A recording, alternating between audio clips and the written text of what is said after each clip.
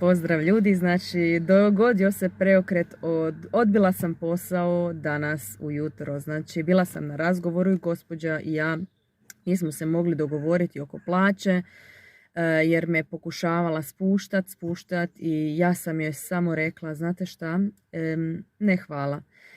Osjetila sam onu nelagodu, to ja kažem kad nisi sa Bogom onako u sredini. Osjetila sam nelagodu što me pokušava toliko spustiti ispod cijene i onda sam joj rekla na kraju, rekao hvala vama lijepa za vaše vrijeme i rekao i sad na kraju, nakon svega, rekao imam jedno pitanje za vas. Rekao, vi kada kupujete vaš mašinu i vidite jednu Beko vaš mašinu koja košta možda 200-300 eura i Mile vaš mašina koja košta 1500.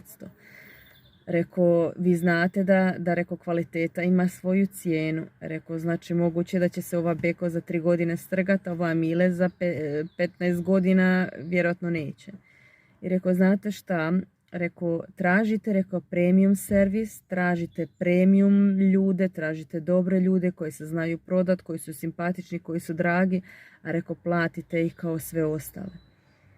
Rekao, ja se rekao, ne prodajem ispod cijene i to je to. Dragi moji ljudi, prije bi pristala, mi rekla, ajde šuti, bolje išta nego ništa. Ovoga puta sam rekla ne poslu, ali da sebi i ponosna sam, osjećam se fenomenalno. Idem taman da se počastim, idem na doručak i uživajte mi u danu.